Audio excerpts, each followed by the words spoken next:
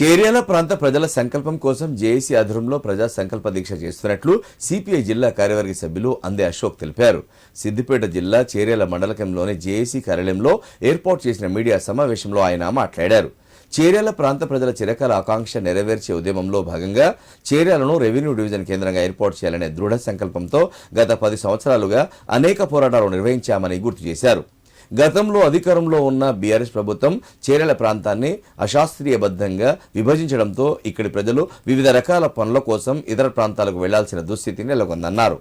చేర్యాల ప్రజల సంకల్పం కోసం ఈ నెల 30న చేపడుతున్న ఈ దీక్షకు సిపిఐ కార్యకర్తలు, అభిమానులు, ప్రజలు, విద్యార్థి, యువజన, ఉద్యోగ మేధావులు హాజరై విజయవంతం చేయాలని పిలుపునిచ్చారు.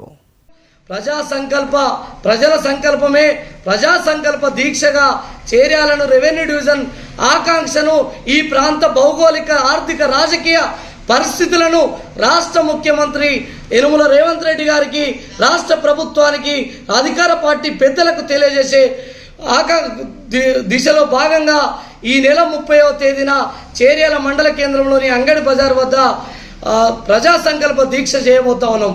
ఈ ప్రాంత ప్రజలు ప్రతి ఒక్క ఇంటి నుంచి ఒక ఉద్యమకారుడిగా, ఒక ప్రజల ఆకాంక్షను నెరవేర్చే దిశగా, మన చిరకాల కోరిక నెరవేర్చే సమయం సందర్భమైంది కనుక మీరందరి ఉద్యమంలో కలిసి వచ్చి మన ఈ ప్రభుత్వానికి, మరి ముఖ్యమంత్రి రేవంత్ రెడ్డి దృష్టికి తీసుకుపోయి రెవెన్యూ డివిజన్ సాధించేటువంటి పరిస్థితి ఉంటుంది కనుక అందరూ హాజరై విజయవంతం చేయాల్సిందిగా భారత కమ్యూనిస్ట్ పార్టీ సిపిఐగా ప్రజలకు కోరుతా ఉన్నాం.